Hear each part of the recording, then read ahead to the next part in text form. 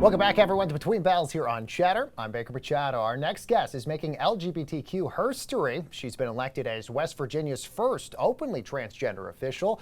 Rosemary Ketchum is going to represent Ward 3 on Wheeling City's council, and the councilwoman-elect joins us now. Rosemary, great to have you here. Thanks so much for joining us. I got to ask, what was your reaction when you first found out you won the other day?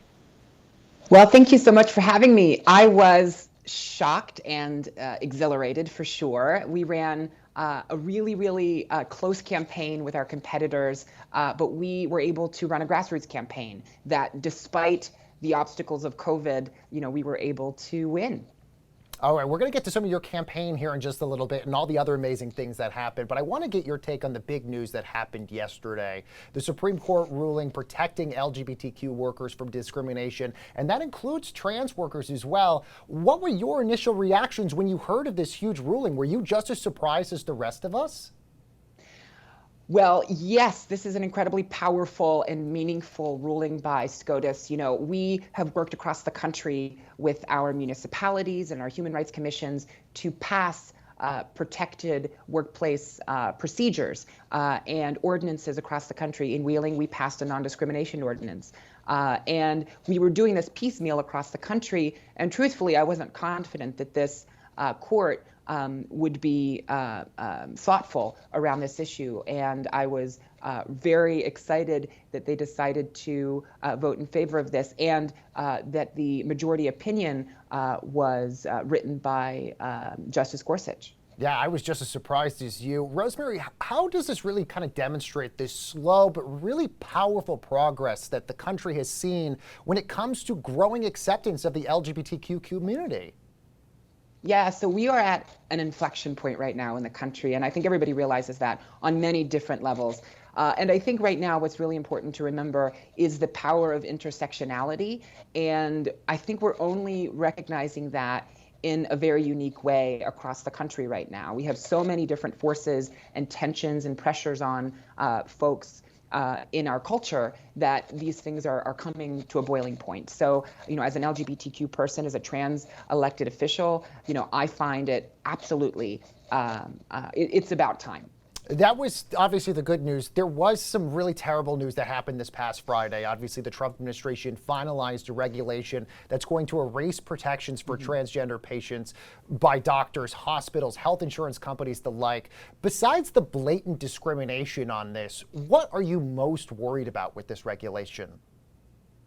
So I'm a mental health professional here in the city of Wheeling, and mental health means so much to me. And I honestly believe that we are experiencing a mental health crisis in our country. We have a kind of collective trauma that our Black and brown neighbors have been experiencing, forever, honestly. So without access to health care, especially mental health care, I worry that our transgender folks across the country, our LGBT folks across the country, will not seek necessary mental health treatment that is necessary, that really is a foundation to all kinds of other issues that a person may have. So that is my biggest fear right now. And what I'm trying to do on social media, on Twitter and Instagram, is spread awareness in regards to the resources that are still available for folks in the transgender community. So you're now Councilwoman-elect, which is an amazing title to have. You aren't just representing Wheeling, but the entire community of the LGBTQ community as well.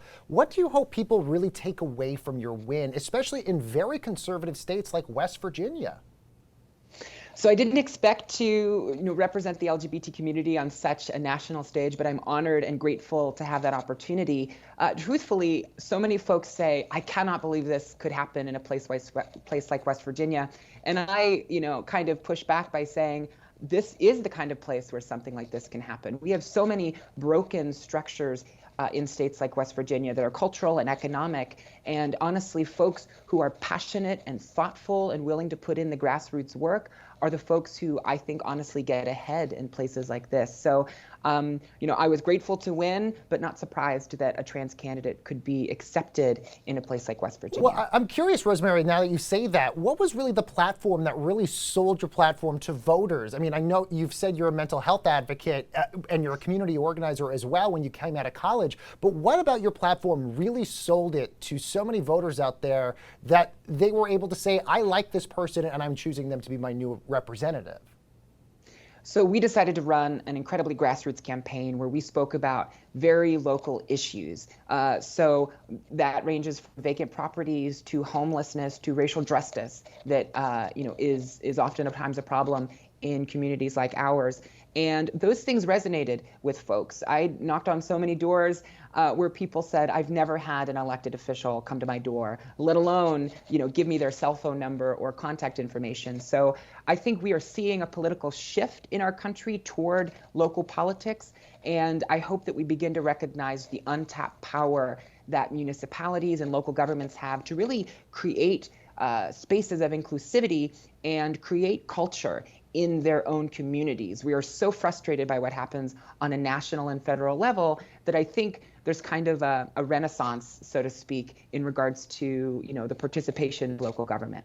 Rosemary, you're going to assume office July the 1st. So what's going to be the first thing you're going to look to tackle while in City Council? So already I'm meeting with constituents to tour spaces that need to be rehabilitated. I've spoken to communities that are, vulnerable and need assistance and need a platform and a stage to speak from. I'm going to focus on the things that I ran on. That includes, finding solutions for our homeless community. We had a hospital here in the city of Wheeling that closed down. That was our one and only psychiatric unit. Here in our ward. So I'm going to work to make sure I can bring that back and hopefully be able to really make good on the promise that we are the friendly city. That's our moniker as the city of Wheeling. All right. Our thanks, of course, to Wheeling City Councilwoman-elect Rosemary Ketchum. Congratulations on your big win. Thank you for your visibility and all that you're doing as well, Rosemary. Thank you so much.